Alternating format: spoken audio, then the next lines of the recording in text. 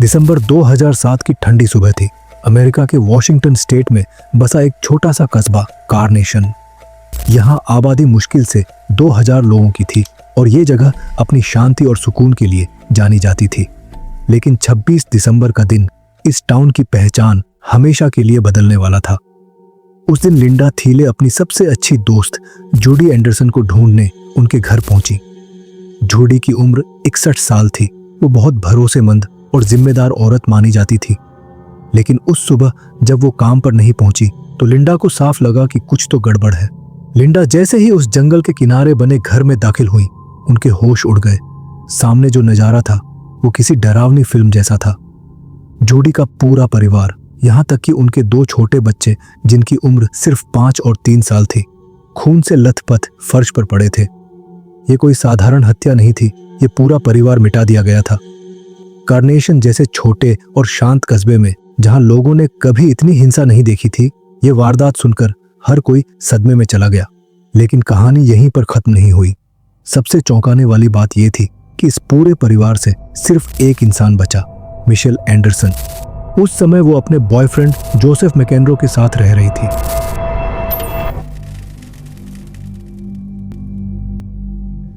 नमस्कार, मैं हूं साइलो और आप देख रहे हैं हिंदी क्राइम एक्सपोज। अगर आपको सच्ची अपराध की कहानियां जानने का शौक है और आप हर केस की गहराई तक जाना चाहते हैं तो इस चैनल को अभी सब्सक्राइब कर लीजिए। वीडियो अच्छा लगे तो लाइक करना मत भूलिएगा और अपनी राय नीचे कमेंट्स में जरूर बताइए। चलिए अब कहानी में आगे बढ़ते हैं। गवाहों के मुताबिक बाहर से देखने पर एंडरसन परिवार एक आम अमेरिकन फैमिली की तरह ही लगता था। परिवार के मुखिया वेन स्कॉट एंडरसन उम्र लगभग 60 साल बोइंग में इंजीनियर की अच्छी नौकरी करते थे। उनकी पत्नी जूडी एंडरसन कस्बे के लोकल पोस्ट ऑफिस में काम करती थी। वहीं उनकी मुलाकात हुई थी लिंडा थीले से, जो बाद में न सिर्फ जूडी की करीबी दोस्त बनी बल्कि पूरे परिवार के साथ गहरे रिश्ते जोड़ लिए। वेन और जूडी के 2 बच्चे थे। बड़ा बेटा स्कॉट उम्र 32 और बेटी मिशेल उम्र 29। आमतौर पर माता पिता ये कहने से बचते हैं कि उनका कोई एक बच्चा उनके दिल के ज्यादा करीब है, लेकिन हकीकत ये थी कि एंडरसन दंपत्ति को हमेशा अपने बेटे स्कॉट पर गर्व रहता था। शायद इसीलिए क्योंकि उसने जीवन में उतनी गलतियां नहीं की थी जितनी उसकी बहन मिशेल ने। इस फर्क ने परिवार में एक अजीब सी दूरी और मनमुटाव पैदा कर दिया था। मिशेल एंडरसन को अक्सर परिवार की ब्लैक शीप यानी असफल और अलग थलग सदस्य माना जाता था। लगता था कि उसे दूसरों से घुलने मिलने और अपनी जिम्मेदारियां निभाने में मुश्किल होती है। वहीं दूसरी तरफ उसका भाई स्कॉट जल्दी ही संभल गया था। उसकी शादी हो गई, घर बस गया और 2 प्यारे बच्चे भी हुए। उसकी बेटी ओलिविया उस समय 5 साल की थी और बेटा नथान सिर्फ 3 साल का। स्कॉट की पत्नी एरिका उम्र 32 साल अपने सास ससुर के बेहद करीब थी। जूडी और वेन दोनों ही उसे अपनी बेटी की तरह मानते थे। शायद यही वजह थी कि मिशेल एंडरसन के मन में कहीं ना कहीं ये चुभन थी कि उसके माता पिता अपनी बहू को उससे ज्यादा पसंद करते हैं। लेकिन सच्चाई यह भी हो सकती है कि माता पिता अपनी बेटी से इसीलिए परेशान थे क्योंकि वो कभी भी जिम्मेदारी लेना सीख ही नहीं पाई। जहां स्कॉट ने परिवार बसाया, नौकरी की और बच्चों की परवरिश शुरू की, वहीं मिशेल अपने ही माता पिता की जमीन पर बने एक पुराने ट्रेलर में रहती थी, वो भी बिना किराया दिए। ये ट्रेलर उनके घर से करीब 200 गज की दूरी पर था। मिशेल टारगेट नाम की एक रिटेल स्टोर में काम करती थी, लेकिन उसकी जिंदगी में स्थिरता की कमी साफ नजर आती थी और साथी चुनने में भी मिशेल का चुनाव गलत साबित हुआ। जहां उसका भाई एक जिम्मेदार और सपोर्टिव पत्नी के साथ था, मिशेल ने रिश्ता बनाया जोसेफ मैकेनरो नाम के एक बेरोजगार लड़के से। मैकेनरो कैलिफोर्निया के सांता क्लारा से था। उसके रिश्तेदारों का कहना था कि जोसेफ दिल से बुरा इंसान नहीं था। वो लोगों को खुश करने की कोशिश करता और वीडियो गेम्स का दीवाना था। बचपन में भी उसके बारे में लोग कहते थे कि वो अच्छा बच्चा है, लेकिन मिशेल की तरह वो भी कभी जीवन में स्थिर नहीं हो पाया। और दिलचस्प बात यह है कि हालांकि उसका जीवन अस्त व्यस्त था, लोगों ने कभी उसे हिंसक या खतरनाक इंसान के रूप में नहीं देखा था। जोसेफ मैकेनरो की असली पहचान कुछ और ही थी। बाहर से देखने पर वो एक शांत इंसान लगता था, कोई ऐसा जो बस अकेला रहना पसंद करता हो। उसके रिश्तेदार भी यही मानते थे कि वो किसी को नुकसान पहुंचाने वाला नहीं है। यही वजह थी कि जब उसने मिशेल एंडरसन के साथ मिलकर इतनी बड़ी हिंसा की तो हर कोई हैरान रह गया। असल में मैकेनरो का स्वभाव बेहद नर्म था। लेकिन अंदर ही अंदर वो गहरी एंजाइटी से जूझता था। अक्सर वह सही और गलत में फर्क करना भी ठीक से नहीं समझ पाता। उसकी यही कमजोरी उसे आसानी से मैनिपुलेट होने वाला इंसान बना देती थी। शायद यही कारण था कि मिशेल को उसके साथ रिश्ता बनाने में दिलचस्पी हुई।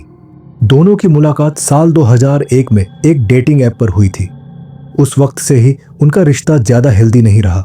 ये एक टॉक्सिक और कोडिपेंडेंट रिश्ता था, जहां दोनों एक दूसरे पर तो निर्भर थे, लेकिन साथ में उनकी परेशानियां और भी बढ़ती गईं। उनकी सबसे बड़ी दिक्कत थी फाइनेंशियल प्रॉब्लम्स। मिशेल और मैकेनरो जिस ट्रेलर में रहते थे वो जर्जर हालत में था। न कोई भविष्य की योजना, न कोई स्थिरता। रिपोर्ट्स के मुताबिक मैकेनरो ने कभी स्थायी नौकरी ढूंढने की गंभीर कोशिश ही नहीं की। अगर किसी तरह उसे काम मिल भी जाता तो वो ज्यादा दिनों तक टिक नहीं पाता। यानी कहने का मतलब ये कि उनकी जिंदगी हर मोर्चे पर बिखरी हुई थी, चाहे वो रिश्ते हो, पैसा हो या फिर आने वाले कल की कोई उम्मीद। इसके उलट मिशेल के माता पिता वेन और जूडी एंडरसन काफी अच्छी कमाई करते थे। वेन बोइंग में इंजीनियर थे और जूडी पोस्ट ऑफिस में काम करती थी। लेकिन मिशेल को हमेशा लगता था कि इतने पैसे होने के बावजूद उसके माता पिता उसकी मदद नहीं करते। उसके दिमाग में ये बात घर कर गई थी कि उन्होंने उसे इस दुनिया में लाया है तो उसकी जिम्मेदारी भी उन्हीं की है। जबकि वेन और जूडी की सोच बिल्कुल अलग थी।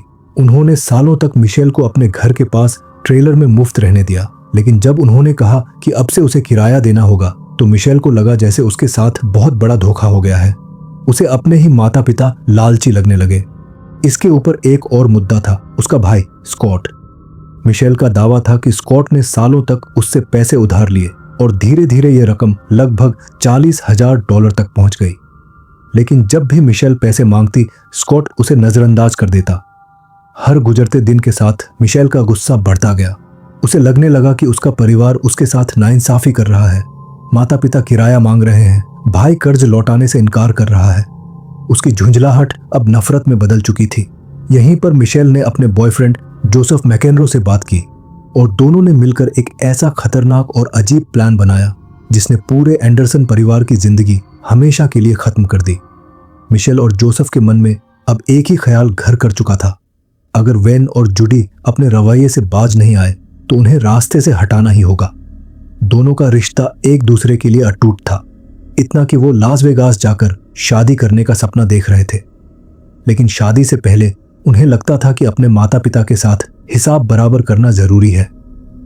दरअसल 2006 की गर्मियों में जोसेफ मैकेनरो ने 2 हथियार खरीदे थे, एक स्मिथ एंड वेसन मॉडल 19 मैग्नम रिवॉल्वर और दूसरी 9 mm सेमी ऑटोमेटिक पिस्टल। ये हथियार बाद में उनके सबसे खतरनाक प्लान का हिस्सा बनने वाले थे। और फिर आया 24 दिसंबर 2007, क्रिसमस ईव। उस रात जब लोग अपने घरों में खुशियां मना रहे थे और तैयारी कर रहे थे, मिशेल और जोसेफ ने खतरनाक इरादों के साथ वेन और जूडी के घर की ओर कदम बढ़ाए। घर के अंदर जूडी अपने पोते पोतियों के लिए क्रिसमस गिफ्ट्स रैप करने में बिजी थी, जबकि वेन डिनर और सजावट की तैयारी में लगे थे। योजना के मुताबिक जोसेफ ने बेल्ट में छिपाई हुई गन के साथ जूडी का ध्यान भटकाया। उसी समय मिशेल अपने पिता के सामने खड़ी हुई, हाथ में दूसरे पिस्तौल लेकर। उसने सीधे वेन पर निशाना साधा और ट्रिगर दबा दिया। लेकिन जैसे ही गोली चलनी चाहिए थी, उनकी जल्दबाजी में बनी योजना पहले ही कदम पर डगमगाने लगी। मिशेल ने जैसे ही ट्रिगर दबाया, उसकी पिस्तौल जैम हो गई। पहला वार ही असफल हो गया। इसी बीच जोसेफ ने हालात संभाले। वो तुरंत दूसरे कमरे में पहुंचा और सीधा वेन के सिर पर गोली मार दी। गोली की आवाज सुनकर जूडी दौड़कर कमरे में आई, लेकिन इससे पहले कि वो समझ पाती कि क्या हुआ है, जोसेफ ने उन पर ताबड़तोड़ गोलियां बरसा दी। जूडी जमीन पर गिरकर चीख रही थी। उसी वक्त जोसेफ ने ठंडेपन से माफी मांगी और फिर उनकी कनपटी पर पिस्तौल रखकर ट्रिगर दबा दिया। माता पिता की मौत के बाद शायद मिशेल और जोसेफ को एहसास हुआ होगा कि उनकी योजना वैसी नहीं जा रही जैसी उन्होंने सोची थी। लेकिन अब पीछे हटना नामुमकिन था। उन्हें पता था कि जल्द ही स्कॉट, उसकी पत्नी एरिका और दोनों बच्चे घर पहुंचने वाले हैं। इसलिए उन्होंने जल्दी जल्दी क्राइम सीन साफ करना शुरू कर दिया। वेन और जूडी की लाशों को घसीटकर पास के स्टोरेज शेड में छिपा दिया गया। उसके बाद टॉवल और केमिकल क्लीनर्स से हर कोना चमकाने की कोशिश की गई। कुछ देर के लिए घर ऐसा लग रहा था जैसे कुछ हुआ ही ना हो, लेकिन यह सफाई ज्यादा देर टिकने वाली नहीं थी। करीब 45 मिनट बाद स्कॉट अपने परिवार पत्नी एरिका और बच्चों के साथ घर पहुंचा। जैसे ही उसने दरवाजे के अंदर कदम रखा, सामने उसकी बहन मिशेल खड़ी थी, लेकिन यह कोई सामान्य स्वागत नहीं था। जैसे ही मिशेल ने अपनी गन निकाली, स्कॉट समझ गया कि हालात खतरनाक हैं। वो बिना डरे सीधा बहन पर झपटा, अपनी पत्नी और बच्चों को बचाने के लिए। जैसे ही स्कॉट अपनी बहन पर झपटा, मिशेल ने ट्रिगर दबा दिया। लगातार 4 गोलियां दागी गईं और उनमें से एक सीधे स्कॉट की गर्दन में लगी। कुछ ही सेकंड में उसकी मौत हो गई। एरिका भी गोलियों की चपेट में आई। 2 बार उसे निशाना बनाया गया, लेकिन उसने हिम्मत नहीं हारी। दर्द से कराहते हुए भी उसके मन में बस एक ही ख्याल था, किसी तरह इस खौफनाक हादसे को रोका जाए। उसी समय उसकी नजर पास रखे एक कॉर्डलेस फोन पर पड़ी। खून से लथपथ हालत में एरिका रेंगते हुए सोफे के पीछे पहुंची ताकि खुद को बचा सके। उसने पूरी ताकत जुटाकर फोन उठाया और इमरजेंसी सर्विसेज पर कॉल कर दिया, लेकिन उसकी आवाज बहुत कमजोर थी। कॉल कुछ ही सेकंड चली, तभी जोसेफ वहां आ धमका। उसने फोन उसके हाथ से छीन लिया, बैटरियां निकाल दी और उसे पैरों तले कुचल डाला। इमरजेंसी ऑपरेटर को कॉल से कोई साफ जानकारी नहीं मिली, बस बैकग्राउंड में कुछ ऊंची आवाजें सुनाई दी। उसे लगा जैसे किसी पार्टी में शोर शराबा हो रहा हो। फिर भी एहतियात के तौर पर उसने 2 पुलिस अधिकारियों को वहां भेजने का फैसला किया, पर पुलिस को पहुंचने में समय लगना था और उस बीच घर के अंदर और भी भयानक घटनाएं घटने वाली थीं। जोसेफ मैकेनरो ने बाद में कोर्ट में गवाही दी थी कि एरिका आखिरी सांस तक उससे रहम की भीख मांग रही थी। वो बार बार कह रही थी कि बच्चों को मत छुओ, उन्हें बख्श दो। लेकिन जोसेफ, जो हर बार सॉरी बोलता रहा, अंत में वही सबसे बड़ा गुनाह कर बैठा। उसने पिस्तौल उठाई और सीधा एरिका के सिर में गोली दाग दी। उसी पल एंडरसन परिवार की दूसरी पीढ़ी भी खत्म हो गई। अब बस मिशेल ही बची थी। लेकिन कहानी यही नहीं रुकी। अब सामने थे 2 मासूम बच्चे, सिर्फ 5 साल की ओलिविया और 3 साल का नथान। कोई भी सोच सकता था कि शायद मिशेल और जोसेफ यहां रुक जाएंगे, लेकिन सच इससे कहीं ज्यादा डरावना था। मिशेल ने अपनी ही भांजी और भांजे की तरफ देखा और उसके मन में एक खौफनाक ख्याल आया, अगर ये बच्चे जिंदा रहे तो ये हमारे खिलाफ गवाही देंगे। उसके दिमाग में ये डर इस कदर घर कर गया कि उसने तय कर लिया, बच्चे भी जिंदा नहीं रह सकते। लेकिन मिशेल में खुद ट्रिगर दबाने की हिम्मत नहीं थी। उसने सोचा ये काम जोसेफ को करना होगा। मिशेल ने खुद ट्रिगर दबाने से इनकार कर दिया और नजरें फेरकर जोसेफ की तरफ देखी। जोसेफ पहले तो दहशत में था, लेकिन फिर उसने मिशेल की बातों में तर्क ढूंढने की कोशिश की। दोनों ने अपने गुनाह को सही ठहराने के लिए कहा, बच्चे जिंदगी भर इस हादसे के दर्द में जिएंगे, तो क्यों ना इन्हें अभी ही इस तकलीफ से आजाद कर दिया जाए। और फिर मासूम ओलिविया, सिर्फ 5 साल की। जोसेफ ने उसके सिर पर बंदूक तानी और एक बार फिर सॉरी कहते हुए गोली चला दी। इसके बाद उसकी नजर 3 साल के नन्हे नथान पर पड़ी। वो फर्श पर गिरे कॉर्डलेस फोन की बैटरियां उठाकर खेल रहा था, लेकिन जब उसने ऊपर देखा, उसकी मासूम आंखों में जैसे सब कुछ समझ आ गया था। बाद में कोर्ट में जोसेफ ने खुद कहा था कि उस पल ऐसा लगा जैसे नथान जानता हो कि आगे क्या होने वाला है। शायद यहीं से जोसेफ पूरी तरह हकीकत से कट चुका था। उसने सामने खड़े उस छोटे बच्चे को एक मासूम इंसान नहीं, बल्कि एक गवाह मान लिया, और इसी बहाने उसने खुद को यकीन दिला लिया कि जो वो करने जा रहा है वो जरूरी है। अगले ही सेकंड नथान भी उसी तरह गोली का शिकार हो गया जैसे उसके दादा दादी, पिता और मां हो चुके थे। वारदात पूरी हो चुकी थी, लेकिन तभी मिशेल को याद आया, एरिका ने जो कॉल किया था वो 911 तक पहुंच चुका था। मिशेल को समझ आ गया था कि पुलिस कभी भी 911 कॉल की जांच के लिए पहुंच सकती है। इसीलिए वो घर के बाहर की मिट्टी वाली सड़क तक गई और वहां बने फ्रंट गेट को ताला लगा दिया। कुछ ही देर में 2 पुलिस वाले वहां पहुंचे। उन्होंने देखा कि गेट बंद है और घर के अंदर से कोई हलचल नहीं सुनाई दे रही। पास के एक पड़ोसी से पूछा गया, लेकिन उसने भी कहा कि उसने कुछ असामान्य नहीं सुना। इतना सुनकर डिप्टीज बिना और छानबीन किए वहां से लौट गए। अंदर मिशेल और जोसेफ जानते थे अब वो ऐसी हद तक पहुंच चुके हैं जहां वापसी नामुमकिन है। 6 लोगों का खून बह चुका था और पूरे परिवार के खात्मे के बाद बस वही 2 जिंदा बचे थे जो घर से मुश्किल से 200 गज की दूरी पर रहते थे। पुलिस की नजर तुरंत ही उन पर गई। शुरुआत में उन्हें सिर्फ पर्सन्स ऑफ इंटरेस्ट माना गया, लेकिन धीरे धीरे शक गहराता गया। पूछताछ हुई और जल्द ही उनके झूठ का जाल टूटने लगा। शायद उन्हें एहसास हो चुका था कि सच ज्यादा देर तक छुप नहीं सकता। या फिर वो बिना सोचे समझे भागने का फैसला ले बैठे। मिशेल और जोसेफ ने कार निकाली और सीधा कैनेडियन बॉर्डर की तरफ निकल पड़े। भागते भागते मिशेल और जोसेफ को अचानक एहसास हुआ कि कनाडा भागना शायद सबसे अच्छा विकल्प नहीं है। इसलिए उन्होंने दिशा बदल ली और ओरेगन की तरफ निकल पड़े। इस रास्ते में उन्हें अपने ही माता पिता वेन और जूडी की प्रॉपर्टी फिर से पार करनी पड़ी। उधर कार्नेशन में 26 दिसंबर की सुबह लिंडा थीले हमेशा की तरह पोस्ट ऑफिस पहुंची, लेकिन उस दिन उसकी सबसे अच्छी दोस्त जूडी वहां मौजूद नहीं थी। यह बेहद अजीब था, क्योंकि जूडी न तो कभी लेट होती थी न ही बिना वजह छुट्टी लेती थी। शक होते ही लिंडा सीधा जूडी के घर पहुंची। खिड़की से अंदर झांकते ही उसकी नजर जमीन पर पड़ी 2 लाशों पर पड़ी। ये लाशें दरअसल स्कॉट और एरिका की थीं, लेकिन लिंडा ने सोचा कि शायद वो वेन और जूडी हैं। उसे अंदाजा भी नहीं था कि घर के अंदर गोलियों से पूरा परिवार खत्म कर दिया गया है। उसने समझा कि शायद ये दोनों कार्बोनिक ऑक्साइड गैस पॉइजनिंग से मरे होंगे। जैसे ही लिंडा घर के अंदर दाखिल हुई, उसकी आंखों के सामने वो खौफनाक मंजर था। चारों तरफ खून, गोलियों के निशान और बिखरी हुई लाशें। उसका दिल दहल गया। संभलते ही उसने तुरंत पुलिस को कॉल किया और पूरी बात बताई। लिंडा ने बाहर बंद पड़े गेट पर भी ध्यान दिया और उसी पल उसके मन में शक हुआ, क्या ये सब जूडी की बेटी मिशेल का काम हो सकता है? कुछ ही देर में पुलिस ने घर को घेर लिया, चारों तरफ पेरीमीटर बना दिया। और तभी किस्मत का खेल देखिए, मिशेल और जोसेफ अपनी कार में वहां से गुजर रहे थे ओरेगन की तरफ। लेकिन जैसे ही पुलिस ने उनकी गाड़ी रोकी और उन्हें पूछताछ के लिए ले जाया गया, कहानी का रुख बदलने लगा। मिशेल और जोसेफ ने पहले झूठ कहा, कहा कि वो लास वेगास शादी करने जा रहे हैं, लेकिन इतने बड़े अपराध का बोझ छुपाना आसान नहीं था। दबाव और गिल्ट ने आखिरकार मिशेल को तोड़ दिया। वो जोर जोर से रोने लगी और जासूसों को सब कुछ कबूल कर लिया। जोसेफ मैकेनरो ने काफी समय तक अपनी बेगुनाही का ड्रामा किया, लेकिन सच ये था कि वो और मिशेल एंडरसन दोनों पर ही पहली डिग्री के 6 मर्डर के केस दर्ज हो चुके थे। जेल में रहते हुए मिशेल ने मान लिया कि उसने बहुत बड़ा गुनाह किया है। उसने खुद को मॉन्स्टर कहा और कहा कि उसे तो सीधा डेथ पेनल्टी मिलनी चाहिए। दिलचस्प बात यह थी कि प्रोसिक्यूटर्स भी यही चाहते थे कि उसे फांसी की सजा मिले। लेकिन किस्मत को कुछ और ही मंजूर था।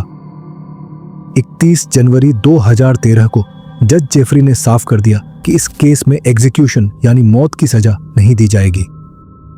हालांकि केस चलता रहा और प्रोसिक्यूटर्स बार बार फांसी की सजा की मांग करते रहे। फिर जज ने एक नया मोड़ दिया। उन्होंने कहा कि अगर मैकेनरो सारे मर्डर की बात मान लेता है तो उसे जिंदगी भर की जेल की सजा होगी। मैकेनरो के पास अब और कोई रास्ता नहीं बचा था। आखिरकार उसने सारे गुनाह कबूल कर लिए। उसकी डिफेंस टीम ने कोर्ट में कहा कि असली मास्टरमाइंड तो मिशेल एंडरसन ही थी, वही सब कंट्रोल कर रही थी। लेकिन जब मैकेनरो कोर्ट में पेश हुआ तो उसका रवैया और हालत देखकर किसी को भी उस दलील पर यकीन नहीं हुआ। इस तरह उसके सजा कम होने के सारे चांस वहीं खत्म हो गए। कई साल बाद जब केस कोर्ट तक पहुंचा तो मैकेनरो ने तुरंत मान लिया कि उसने ही क्रिसमस ईव पर यह हत्याएं की थी। वकील ने उससे पूछा कि उसने इतना भयानक काम क्यों किया, तो उसका जवाब सुनकर सब दंग रह गए। उसने कहा, मुझे लगा कि मुझे ये करना ही पड़ेगा। हाँ, ये कोई बहाना नहीं है और न ही इससे मरे हुए लोग वापस आ सकते हैं। सच तो ये है कि मैंने उन लोगों से सब कुछ छीन लिया, जबकि उन्होंने हमेशा मेरे साथ सिर्फ अच्छा ही किया था। काश मैं खुद को चोट पहुंचाकर या अपनी जान देकर भी उनका दर्द कम कर पाता। लेकिन गवाही के दौरान उसने एक ऐसी हरकत कर दी जिससे सब और नाराज हो गए। वो हंसने लगा। कोर्ट में मौजूद लोगों को लगा कि वो अपने किए को मजाक बना रहा है। बाद में ये पता चला कि वो दवाइयों के असर में था, लेकिन फिर भी उसका हंसना लोगों के लिए और भी चुभने वाला था।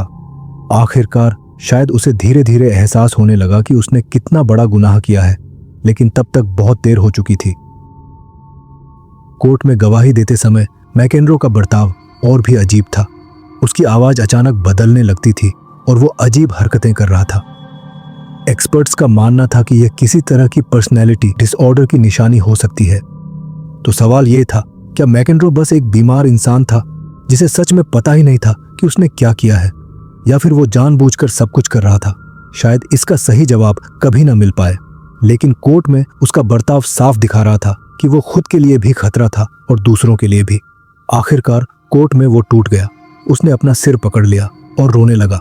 फिर उसने कहा, वो अब हिल नहीं रही थी। मैं उसके पास गया और मैंने कहा कि मुझे माफ कर दो, और फिर मैंने गोली मार दी। 25 मार्च 2015 को जोसेफ मैकेनरो को सभी आरोपों में दोषी करार दिया गया।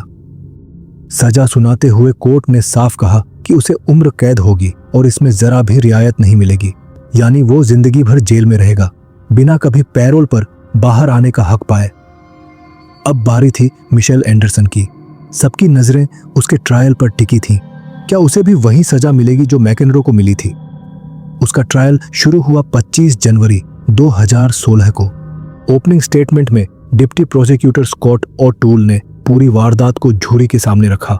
उन्होंने कहा, 24 दिसंबर 2007 क्रिसमस ईव की रात इस औरत मिशेल एंडरसन ने अपने बॉयफ्रेंड जो मैकेनरो के साथ अपने ट्रेलर से निकलकर उस बड़े घर की तरफ रुख किया। ट्रक वहीं पोर्च पर रोका गया। दोनों अंदर गए और कुछ ही घंटों बाद वो घर जो 30 सालों से एक परिवार का आशियाना था, खून से लाल हो चुका था। उस घर से बाहर निकलते वक्त 6 लोग हमेशा के लिए खामोश हो चुके थे। दादा दादी, उनका बेटा और बहू, और सिर्फ 5 और 3 साल के उनके 2 मासूम पोते पोती। इस बयान के साथ ही मिशेल के खिलाफ केस की नींव रखी गई। ऊपर से उसके खिलाफ मौजूद सबूत और खुद उसके आंसुओं भरे कबूलनामे ने जूरी को यकीन दिला दिया कि अब फैसला साफ है। 4 मार्च 2016 2 दिन की लंबी विचार विमर्श के बाद जूरी ने मिशेल एंडरसन को 6 हत्या के मामलों में दोषी करार दिया। अपने बॉयफ्रेंड मैकेनरो की सजा के ठीक 1 साल बाद और अपनी पूरी फैमिली को खत्म करने के पूरे 8 साल बाद मिशेल को भी जेल भेज दिया गया। आज वो Washington correction centre for women में उम्र कैद की सजा काट रही है। वहीं मैकेनरो को वॉशिंगटन स्टेट पेनिटेंशियरी भेजा गया। कड़े जेल नियमों की वजह से दोनों का कई सालों से कोई संपर्क नहीं है। अब इनके पास बस एक ही चीज बची है, वो खौफनाक यादें जो शायद हर रात इनके जहन में दोहराई जाती होंगी। लेकिन सबसे बड़ा दर्द यह है कि अब एंडरसन परिवार को याद करने वाला कोई नहीं बचा, सिवाय उन्हीं 2 लोगों के जिन्होंने उन्हें मिटा दिया।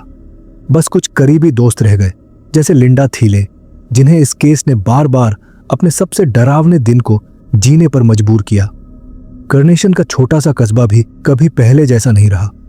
लोग अब भी धीमी आवाज में उस बड़े घर के बारे में फुसफुसाते हैं, जहां वो ट्रेलर और स्टोरेज शेड आज भी खड़े हैं और जिनकी 4 दीवारी अब हमेशा के लिए एक दर्दनाक कहानी कहती है।